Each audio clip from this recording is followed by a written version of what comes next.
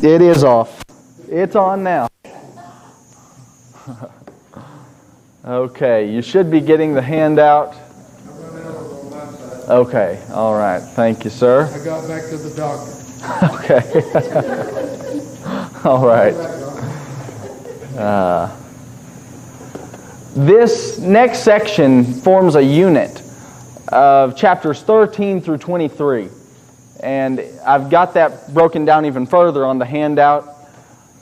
So for instance, chapter 13, verse 1 through a part of 14 deals with the burden of Babylon.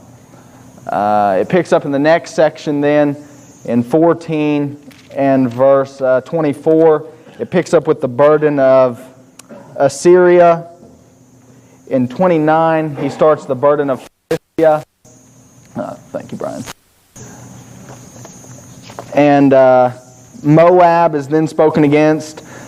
Syria or Ephraim is spoken against in 17, and the capital of Syria is Damascus. So in 17:1 it's going to tell us the burden of Damascus, speaking of the capital. In 17:12 through 14 you've got Assyria spoken against. In chapter 18 you've got Ephraim, which is Ethiopia down there, spoken against. In 19 you've got a burden against Egypt. In 20 you've got another section about Egypt. 21 is about Babylon. 21 is about Edom as well. 21 has a section about Arabia. Chapter 22, 1 through 14, deals with the burden of Jerusalem. And then you've got 22, 15 through 25, which is unique. And that's because the two individuals there are people rather than a nation. And Shebna and Eliakim. And they're spoken against. There's an oracle that deals with the two of those guys. And then the last little section there in 23 is about Tyre. Now there are three important things. This kind of breaks us down for an outline of where we're headed in this next section. There are three things in mind, three important things on the handout here. The first one is these sections are burdens or oracles. The word behind it, in whether you're using a King James version of the Bible or whatever, sometimes it says the oracle of Babylon. But the word is Masah, and it means quite literally burden, or we could translate it as judgment. So when he starts out in 13:1 and he says the burden of Babylon, he's talking about the judgment of Babylon. When he starts out in 15:1, he says the burden of Moab. He's talking about the burden of Moab. 17:1, burden of Damascus. 19:1, burden of Egypt. He's going to do this constantly in this section. What this is a section of judgment oracles. Now, take a look at the second point on the handout, and this is important. These sections directly relate to Israel and Judah. I'll touch on that briefly here in a second, but then I've got, after the note there also, they uphold the Zion tradition. Now, what I mean by that is within Israel, God had come to choose Jerusalem as the place of worship. Deuteronomy 16:16, Deuteronomy 12:10 and 11, all over the place, especially in the Torah. God is insisting there's going to come a place where I'm going to put my name. And he's talking about Jerusalem. So when Jerusalem goes under after David and Solomon, and things start to look really bleak, really dark, the Zion tradition within Israel was that there's a day coming where God's going to fix it all. And He's going to set everything right for the Jews. And everything's going to be restored. And we're going to have a King David again. And we're going to have the land back. And we're going to be united again. The oracles in 13 through 23 directly relate to the future of Israel. So, for instance, in 1:1, we hear the prophet say this. The vision of Isaiah, the son of Amoz, and listen to this, which he saw concerning Judah and Jerusalem. Whatever he sees in 13 through 23 directly impacts the nations. So, the third point is this. These sections are idealistic and highly figurative. Now somebody, go ahead and tell us.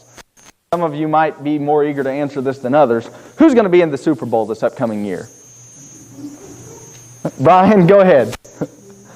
I want to jinx it. The Eagles. The Eagles. The Eagles, Brian says. Now imagine that Brian goes to all of his Philadelphia fans. He wants to tell them about a victory coming up in the upcoming... How he's probably going to say something like that.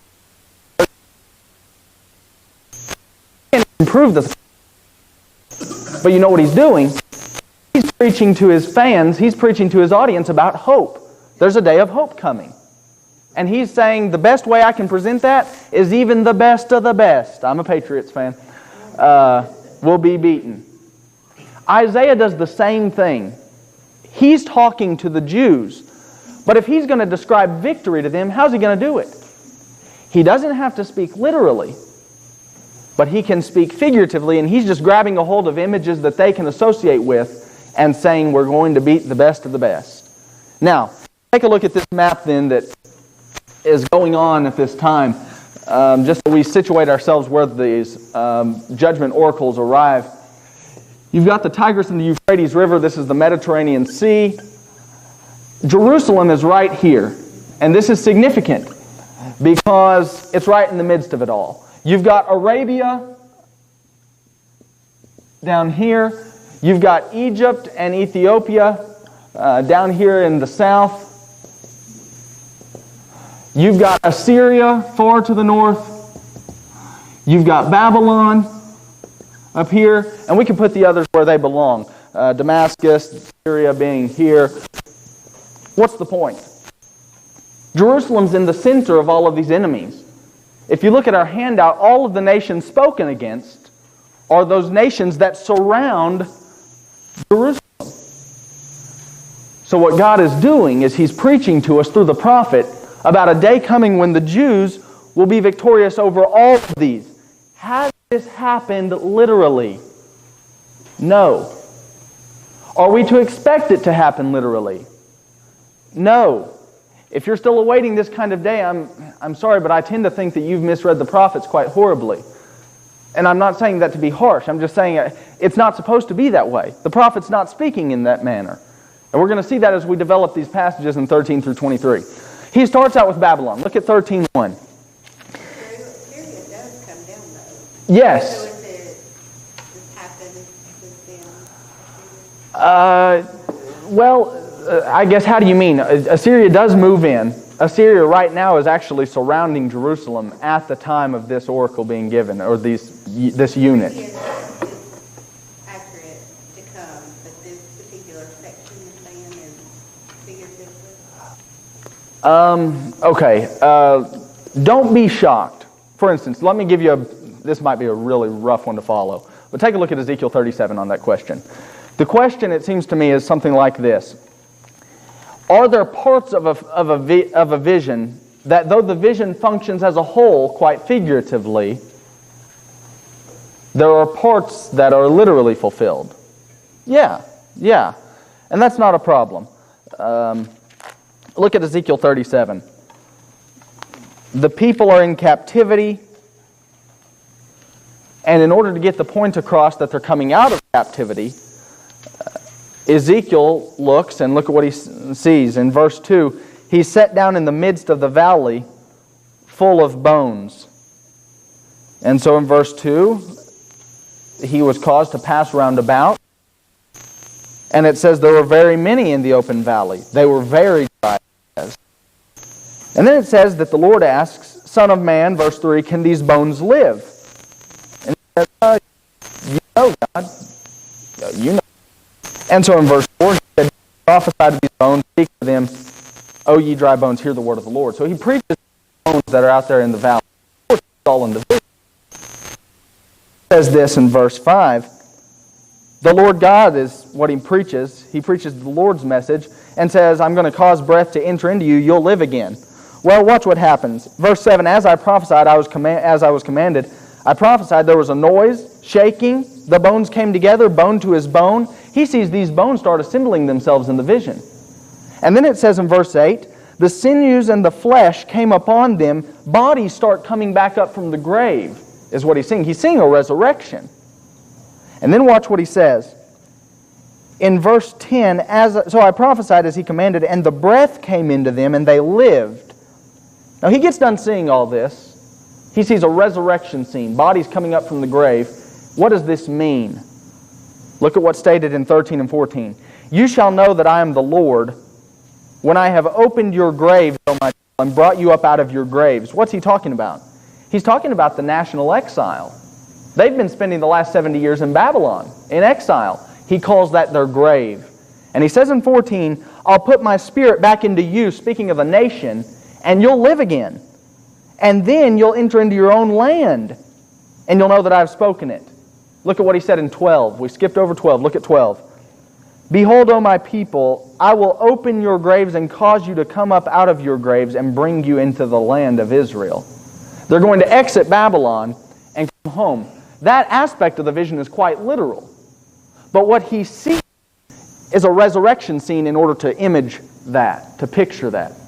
So if you're asking Ezekiel, are you going to see a literal resurrection? No, that's part of the vision. That's figurative. But what does it stand for? The return home.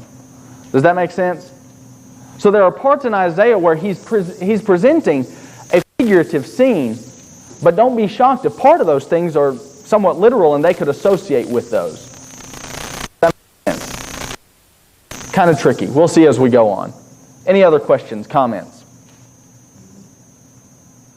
Okay, look at 13:1 of Isaiah then. Expect figures to be used constantly through this section.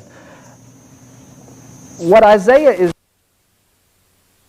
presenting in ways we can associate, he's presenting to them in ways they can associate their times with. So he says in 13:1, the burden of Babylon which Isaiah the son of Amoz did see. I'm fully content to accept that Isaiah was the one who saw this and wrote it. Any Bible believer, it seems to me, should accept that. And then he says, lift a banner, lift a flag up on the high mountain, exalt the voice, shake the hand, that they may go into the gates of the nobles. Bring it to their attention. And then it says in 13:3, I have commanded my sanctified ones. We'll come back to that remark here in a moment. But he says he's commanded his sanctified ones, and even called his mighty ones, for his anger, even them that rejoice in my highness. The noise of a multitude in the mountains, like as of a great people. You can imagine as if there's a grand army coming in. That's what we're seeing at the moment in the vision. A grand army is moving in, and God says, and they're doing it because of my anger. And then he says this in 4, a tumultuous noise of the kingdoms of nations gathered together. The Lord of hosts musters the host of the battle. This is God's work. And then it says in verse 5, they come from a far country, from the end of heaven, even the Lord and the weapons of his indignation to destroy the whole land. What is going on? Who are these?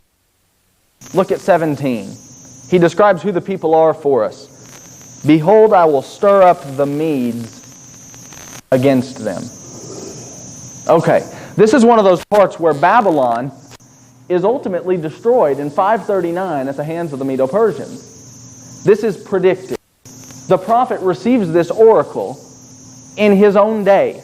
The latest Isaiah can possibly speak is about 681 BC. The Medes don't take over till 150 years later.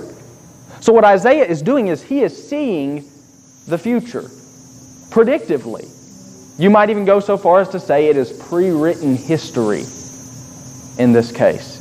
He is writing history before it happens. The Medes are going to move in.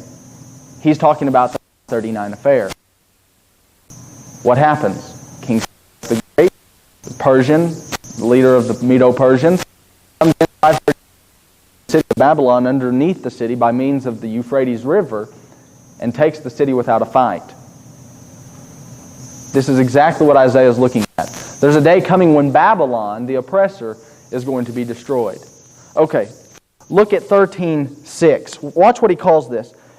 If we follow the context, as any good Bible student should do, he is talking about the judgment upon Babylon.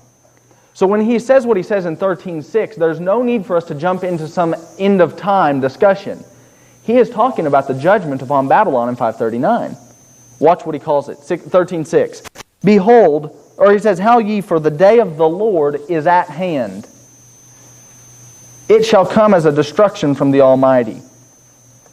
We sometimes get the wrong idea, and we think that the day of the Lord is a phrase that only refers to an event in our future. That is as false as it can be. The day of the Lord, the phrase within itself, is a timeless phrase. What do I mean by timeless? I mean that it is used about several people at several different points. So whenever we hear day of the Lord, if Paul speaks to us about a day of the Lord, which one is he talking about? Can't quite say. We need to examine the context. If Obadiah the prophet speaks to us about a day of the Lord, which one is he talking about? Can't quite say. We need to examine the context. The Old Testament prophets use this phrase all over the place. Isaiah here in this context is using it about the fall of Babylon. So we will not do this and do an injustice to the context by saying, well, what Isaiah is probably doing, he's probably talking about the second Old Testament. Obadiah did this. Isaiah, look at what he says in verse 6. Look at what he says in verse 6. Howl ye, for the day of the Lord is at hand. If there is only one day of the Lord, it always, at least from Isaiah forward, be at hand, shouldn't it? But look at what Paul says in 2 Thessalonians 2, 1 and 2. Get this. Take a look at 2 Thessalonians 2, verses 1 and 2 with me.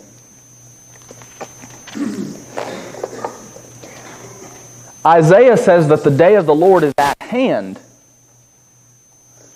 Using the King James Version, and I'm satisfied with this rendering of the phrase. So if you're using the New King James or the New American Standard or something like that, there's going to be a little bit of a disagreement with the rendering at the end of verse 2. Don't worry about that.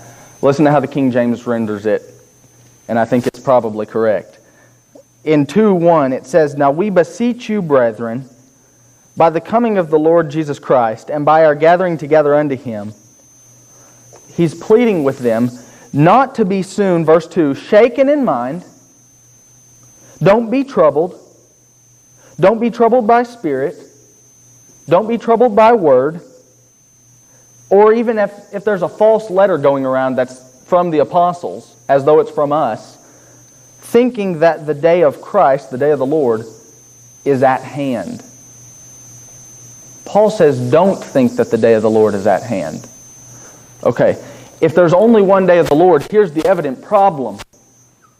Back here in 7th century BC, Isaiah says that it is at hand. Paul, 700 years later, in the 1st century AD, and says that it is not at hand. Who's right? Do you see the problem? If there's only one day of the Lord, Paul is wrong. Isaiah said it was at hand. Obadiah says the day of the Lord is at hand. Here's the point. There are at least two different days of the Lord. How can it be at hand for Isaiah and not at hand for Paul? Isaiah is talking about the Lord upon Babylon. Paul is talking about something entirely different. Obadiah says it was at hand. He's talking about the fall of Edom, a heathen nation back under Isaiah's day. He's not talking about the second coming. The Old Testament prophets often use this literature in this way. So look at this. In 13, if we follow the context as we ought to, he says that the day of the Lord upon Babylon, the judgment of Babylon. You might as well just go ahead and read the day of the Lord, that phrase. Read it as judgment. The judgment is at hand. For whom? For Babylon. And he says this in verse 7. Therefore shall all hands be faint, and every man's heart shall melt. They'll be afraid. Judgment's moving in. Who's bringing it? Verse 17 says it's the Medes. The Medo-Persian Empire's coming in. They're bringing the judgment. But whose work is it really? Jehovah God's. And he says in verse 8, they'll be afraid, pangs and sorrows will take hold of them. They'll be in pain as a woman that travaileth. They shall be amazed one at another. Their faces shall be as flames. A lot of this speech is later grabbed and used by other prophets or even New Testament writers. But then watch what he says in verse 9. Once again, behold, the day of the Lord, the judgment upon Babylon, moves in. It comes, cruel both with wrath and fierce anger, to lay the land desolate, and he shall destroy the sinners thereof out of it. Everything that we've read so far says one major theme. Judgment is coming upon the wicked in Isaiah's day that live and reside in Babylon. This gets real interesting. Look at verse 10. In describing the judgment of Babylon, he goes further.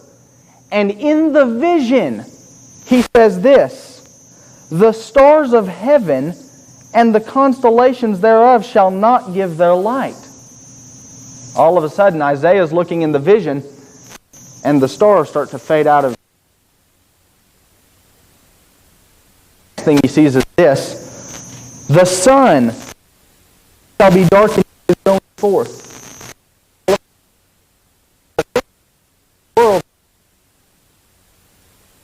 And then the moon, that's what it says again. And the moon will not cause her light to shine.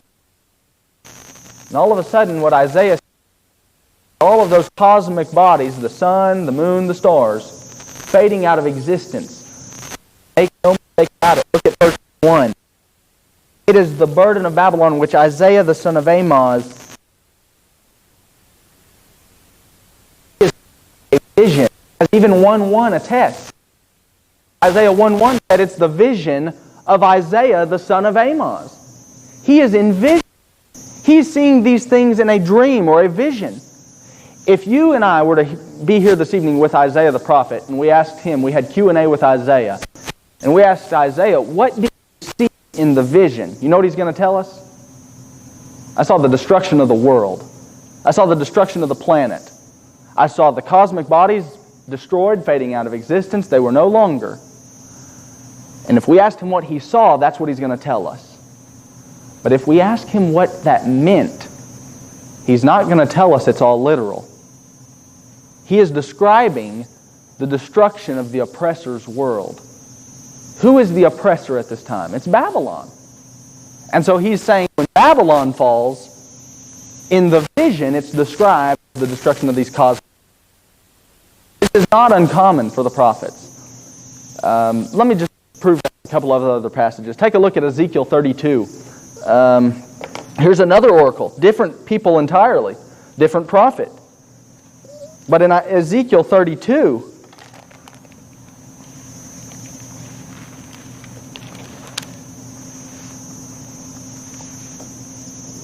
let's begin in verse 2 just so we see who it's about. Whoever's got it, Ezekiel 32, verse 2. Go ahead and read that if you don't mind. Son of man, take up a lamentation for Pharaoh, king of Egypt, and say unto him, Thou art like a young lion of the nations, and thou art as a whale in the sea. And thou camest forth with thy rivers, and troublest the waters with thy feet, and foulest their rivers. Who does he take this lamentation or this judgment oracle up against?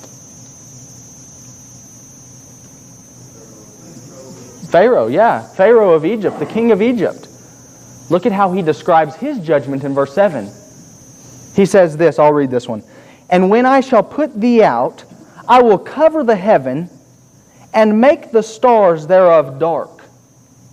I will cover the sun with a cloud, and the moon shall not give her light. He's talking about the judgment of Egypt. Now, I could go on and on and on with other passages, but I'll only go with one more. This is the New Testament. Jump over to Matthew 24. And look at what Christ has to say. We need to go ahead and make our minds up on this. Either Christ was right or Christ was wrong. Now, in Matthew 24, he says in his discourse this. He says this in verse, the discourse starts in 23 and runs through 25. But look at 23:36. Whoever's got 23:36, go ahead.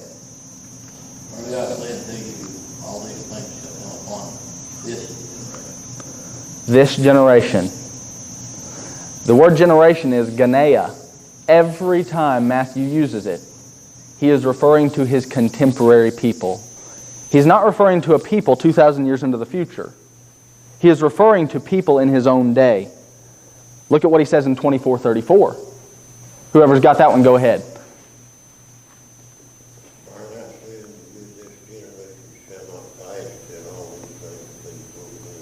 Once again, Christ says in this discourse, everything I'm telling you about right now will happen within this generation. He says that in 23:36. He says it in 24:34.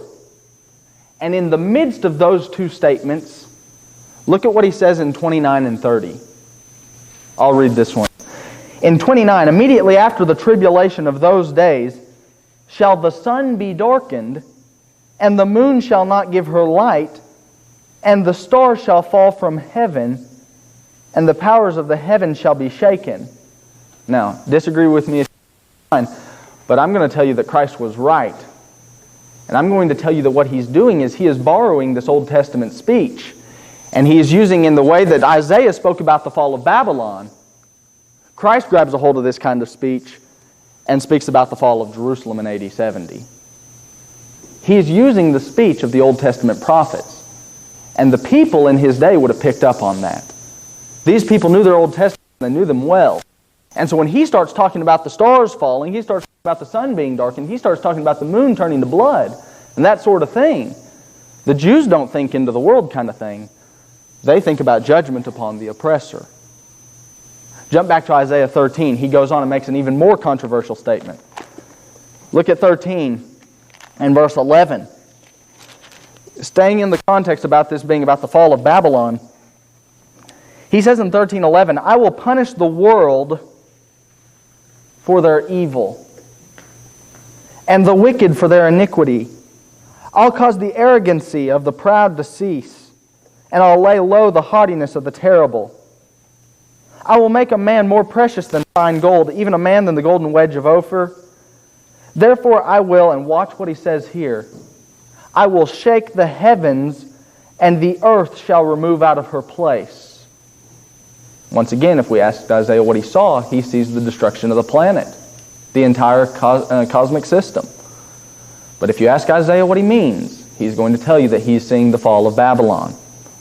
In 13:13 he goes on, in the wrath of the day of the Lord of hosts, in the day of his fierce anger. When is all this going to happen? Verse 17 tells us it's when the Medes move in. So he says in 14, it shall be as the chased roe, as a sheep that no man takes up.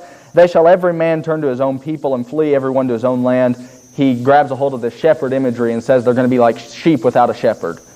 And then he says in 15, everyone that's found shall be thrust through, judgments moving in. Everyone that is joined unto them shall fall by the sword. Their children also shall be dashed to pieces before their eyes.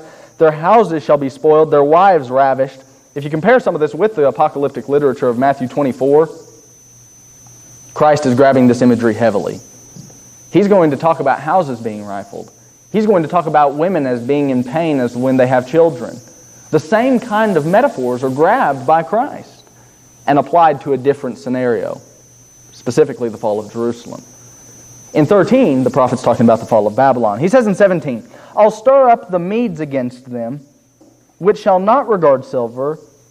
As for gold, they'll not even delight in it. Their bows shall dash the young men to pieces, and they'll have no pity on the fruit of the womb. Their eyes shall not spare children. And Babylon, the glory of kingdoms, the beauty of the Chaldees' excellency, shall be as when God overthrew even Sodom and Gomorrah. A common reference in the Old Testament to judgment. Let me finish the chapter and we'll open it up for questions or comments. 20, he says, verse 20, it shall never be inhabited, it shall not be dwelt in from generation to generation. Neither shall the Arabian even throw a tent into the land. That's how bad, that's how severe this judgment's going to be. Literally? No, it's a metaphor. The Arabians will probably, I'm alleging, probably still camp there at some point. Some guy's going to throw a tent up in the land. But he's using it as a metaphor to insist that's how complete the judgment is upon Babylon. And then he says in 21, wild beasts, that's where they're going to lie. It's going to be a wilderness. And he says, and their houses shall be full of doleful creatures. Owls shall dwell there. Satires, and who all is using the King James here? Throw a hand up if you are. Okay, quite a few. Satires is probably a really rough translation there. Yeah, the word in the Hebrew is probably better translated as he or wild goats. So rather than some kind of demon. 21, satires shall dance there. Verse 22, the wild beasts of the island shall cry in their desolate houses, dragons in their pleasant palaces, probably snakes or serpents rather than dragons as we think of them. And then it says, and her time is near to come, her days shall not be prolonged. 14 is going to continue this discussion about the fall of Babylon. Any questions or comments at this point? 21, I've got the New King James going through it. Yes. And it might be a little bit easier to understand. The wild beasts of the desert will lie there, and their houses will be full of owls. Ostriches will dwell there, wild goats will caper there. The hyenas will howl in their citadel. Okay. And jackals in their pleasant palace. Yeah. So that kind of Yeah. breaks it down a little bit. Definitely. The idea is one where their land. What kind of land, by the way, were the Israelites moving into when they left Egypt? Promised land, land of milk and honey. If you're going to tell them about a good coming land, a good, like a hopeful land, you're going to tell them about milk and honey flowing everywhere. That's a metaphor. But if you're going to tell them about judgment, what would you do? You'd reverse the metaphor. It's going to be void of all of these things. It's going to be void of the blessing. It's going to be overrun with wild beasts. That's what he's doing here. You have two different kinds of speech in the prophets that are very, very prevalent. And so when we open up to books like Revelation, this kind of speech is reused. When you look at Matthew 24, this kind of speech is reused. And it's because the prophets in those contexts, Jesus and John, are doing the exact same thing that the prophets are doing in the Old Testament. What you have is language of creation and language of uncreation. Tell us about a day coming where everything's going to be restored and hope is going to take over and we're going to be victorious. Don't be shocked that Isaiah is going to tell us about a new heavens and a new earth. He's not speaking literally. He's not even speaking of heaven. He's just preaching of hope. Hope over whom? Hope over the oppressor. Don't be shocked if he tells us about new songs, new things. Don't be shocked if there's Garden of Eden again. That's what he does. They speak about hope and victory in the terms of the creation. Terms like Eden. And we've already seen that a little bit. In Isaiah 11, he talks about the lion and the lamb lying down again together. The wolf and the kid will play. He's reminiscing back on the creation affair. But if we read about judgment in the prophets, don't be shocked to be reading it as the destruction of the world instead of the creation of it. Instead of forming the world, it's going to be pictured as a desolation or a destruction. And that's what he's doing in Isaiah 13 with Babylon. This kind of thing, this kind of phenomenon happens all over the Old Testament. All over the Old Testament. And we typically associate this kind of speech with an end-of-time event, and rarely is that the case. Look at Isaiah 34. Look at another case where this happens. In Isaiah 34, he comes out and tells us who the judgment is upon here.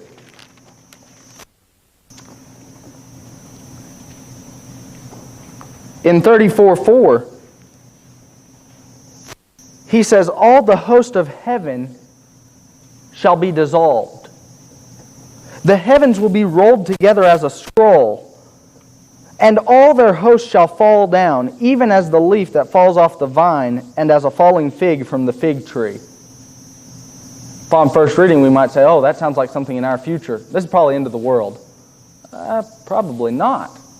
Especially considering that in verse 5, he goes on to tell us that it's the burden, it's the judgment upon Idumea, specifically Edom, the land of Edom, the wicked nation back under Isaiah's day. So if we're going to see a judgment upon a people, don't be shocked that he's going to speak figuratively, but he's going to do it in terms of uncreation.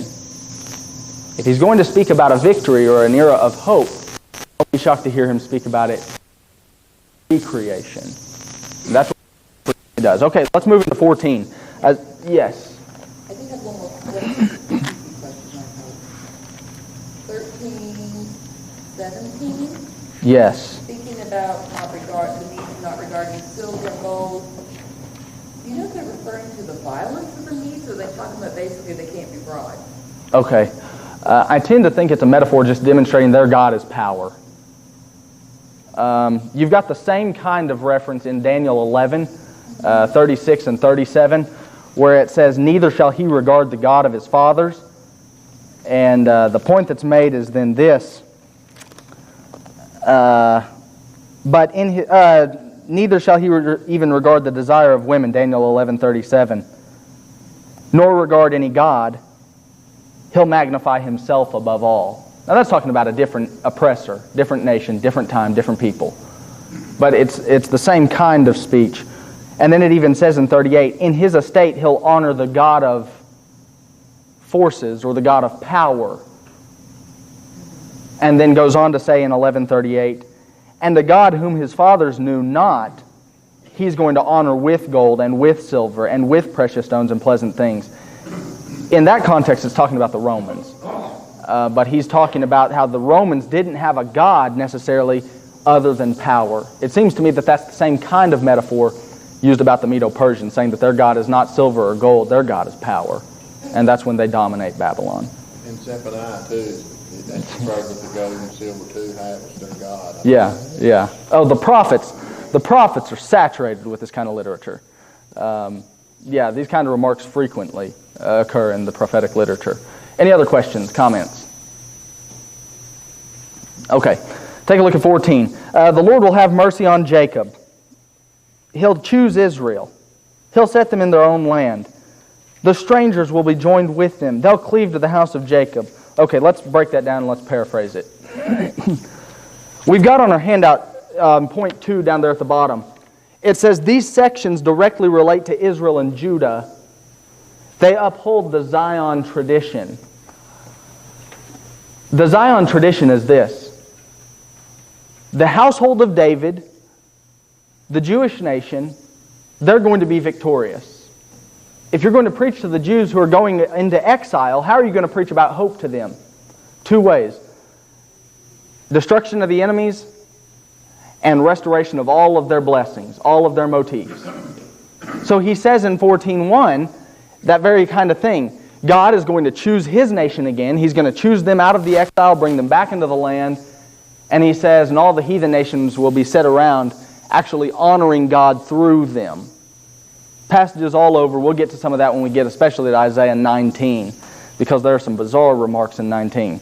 So in 14:1, he just preaches to them about victory, about hope, ways that they would have understood it. Not necessarily needing to be fulfilled literally, but he's just preaching about a theme of hope, a theme of redemption. In verse 2, 14:2, the people shall take them, bring them to their place. The house of Israel shall possess them in the land of the Lord for servants and handmaids. They'll take them captives, whose captives they were.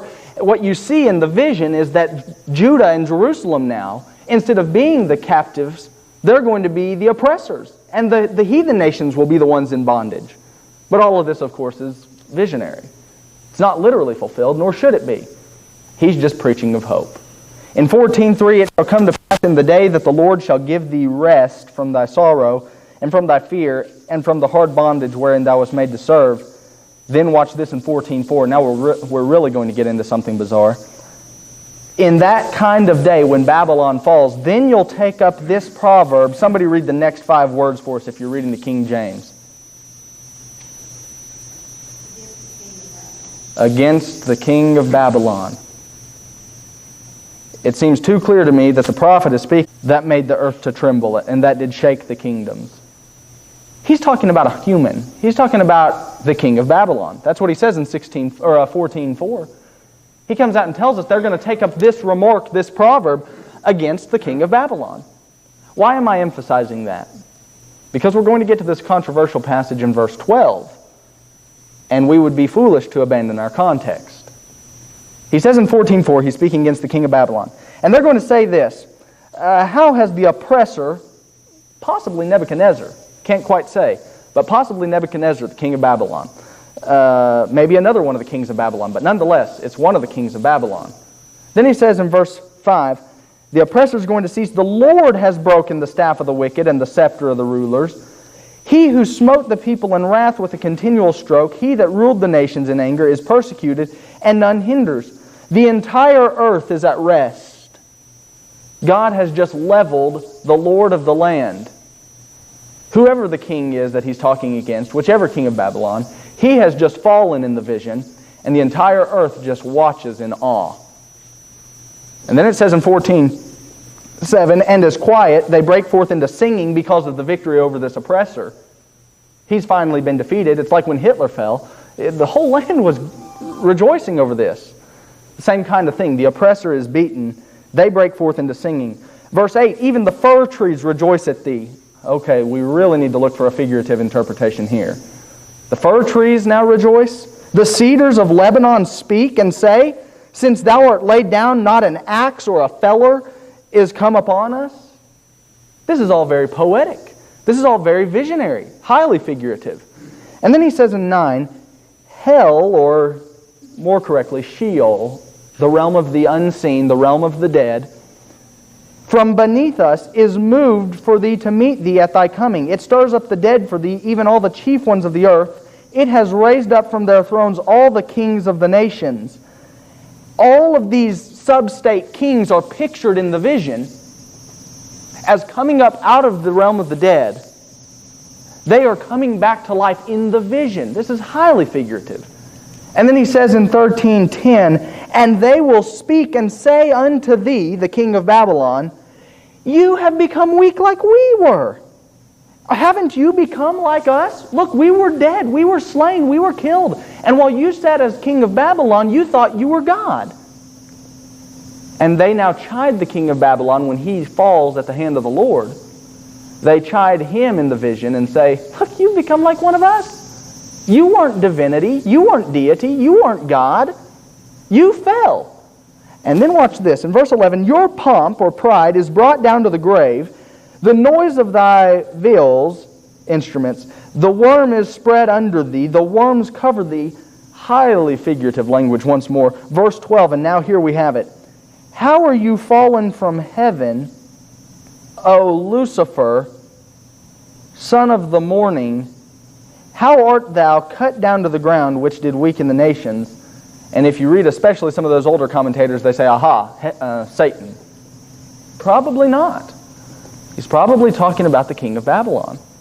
Why would he shift gears here and talk about Satan when the context betrays such a view, when nothing in the context supports such a view, and then especially when Lucifer is really a bad translation here. The word is Hellel and means, here's what it means. Yeah, there you go. Day star. Anybody, this is not widely used, so if you don't know the passage, don't feel bad. Anybody know where this kind of speech recurs?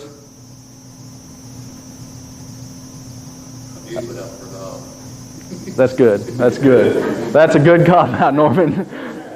It's in the New Testament. 2 Peter 1:19. There it is. Somebody grab 2 Peter 1:19. Listen to who lays claim to be day star. Somebody go ahead and read that if you got it. 2 Peter 1:19. They've also endured your word of prophecy, whereunto ye do well that ye take heed, and as unto the light that shineth in dark places in the day of dawn, and the day star rise in your heart. Peter's writing to Christians. Who might he be talking about when he asks that the day star arises in their hearts? He's talking about Christ. You have another place where the syntax in the English is a little bit different, but it's very similar, if not a perfect match, in the Greek Old Testament with the Greek New Testament. And that's where in Revelation 2:26 and Revelation 22:16, twice Christ makes the claim in that book, I am the morning star. And he's seemingly making an allusion back to Isaiah 14:12. What's going on then? What's happening here? It seems to me that the king of Babylon, let's go ahead and assume that is laying claim to be deity. He's sitting upon his throne of Babylon saying, I am God. I'm divine. And then later Christ makes the claim in the New Testament, you're not the day star. You're not divine. You're not deity. I am deity. And he's taking a direct dig then later in the New Testament at other individuals laying claim to deity. Do we have any support from this in the context? Oh, yes, definitely. Look at Isaiah 14 and the next passage, verse 13. You have said in your heart, I will ascend into heaven. I will exalt my throne above the stars of God. I will sit also upon the mount of the congregation in the sides of the north. I will ascend above the heights of the clouds. I will be like the Most High. Verse 15, and then the prophet enters in and says, no, you'll be brought down to Sheol, to the sides of the pit. Destruction is... Now, does this sound, when he says, I sit on the throne of God, does this sound similar to any other passages we're familiar with? In 2 Thessalonians 2, Paul paints this picture about a certain individual, probably a personified force of wickedness. I don't think he's got anybody specifically in view. But he pictures a force inside this person that he draws up quite graphically and labels him as the son of perdition, the man of lawlessness. And he says regarding that figure, he sits, so he claims, in the temple of God. We'll end on this passage. Look at one more, just to show you that this is how these guys thought. They were haughty. They were arrogant. This isn't talking about Satan. This isn't talking about a... And take a look at Ezekiel 28:2. Here's one more passage. Whoever's got it, read Ezekiel 28:2 for us. And we'll close on this. Whoever's got 28:2. Son of man, say to the prince of Tyre, thus says the Lord God, because your heart is lifted up, and you say, I am God, I sit in the seat of God, in the midst of the sea. Yet you are a man and not a God, so you set your heart as the heart of a God.